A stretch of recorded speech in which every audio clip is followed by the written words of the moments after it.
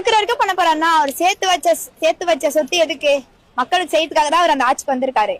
சரிங்க, இன்ன வரைக்குமே அவரோட பணத்தை தான் எல்லாருக்குமே செஞ்சிருக்காரு தவிர வேற எந்த ஒரு பணத்தையும் ஏமாத்தியோ இல்ல திருட்டு வேலை செஞ்சோ இல்ல ஊழல் பண்ணி எதுவுமே பண்ணி இன்ன வரைக்குமே அவர் எங்களுக்கு கொடுத்தது கிடையாது. அவர் கஷ்டப்பட்டு பிலிம்ல சம்பாரிச்ச சம்பாத்தியத்தை மட்டும் தான் இப்ப எங்களுக்காக செய்யறாரு. இப்ப விஜய் பண்ற எல்லாமே வந்து அவருடைய சொந்த பணம். ஆமா, சொந்த பணம் தான். இப்ப வந்து எப்படின்னா 100 நாள் ஒரு நாள் கஜானா ஃபில் பண்ண முடியும்?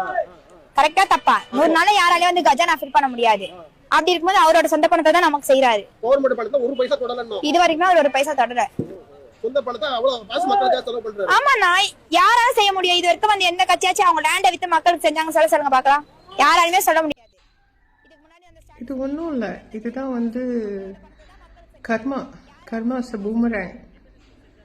இது வந்து ரொம்ப பேசிட்டோம்ல, வடக்கனெல்லாம் ரொம்ப பேசியாச்சு. அதான் இப்போ தமிழ்நாடு ஃபுல்லாக வந்து ஒரே தற்கொலை கூட்டமாக தெரியுது.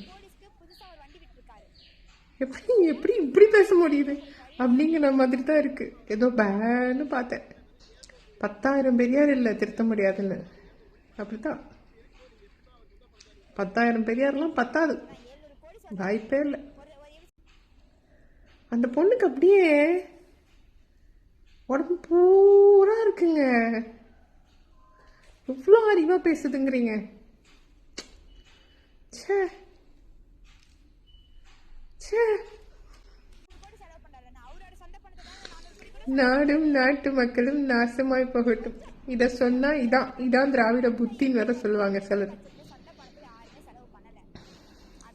எப்படியே போய் தோவைங்க. என் தமிழ்நாட்டுக்கா இந்த நிலைமைன்னு இருக்கு. ஐயோ முடியல. இதை செரிமானம் பண்றதுக்கு நான் ஏதாவது இஞ்சி டீ போட்டு குடிக்கணும் போல.